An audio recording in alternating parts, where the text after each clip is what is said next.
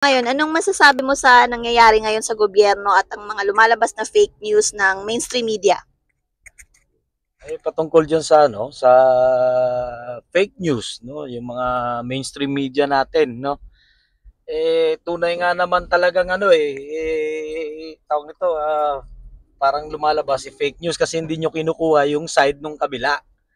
Lagi kayong nasa side ng isang ano lang, portion katulad ng government versus the pangyayari diyan sa ano, sa KOJC, no? Sa gobyerno natin, para mabilis. Gobyerno versus the KOJC. O mga tao, Obvious naman Filipino people. Sa mga tao naman, nagpapaniwala, wag naman kayo magpaniwala. Bigyan niyo ng ano side yung sa kabila, no? Kasi mahirap yung ano mahirap yung isang side lang, no? Ganon kasi tayong mga Pilipino, di ba?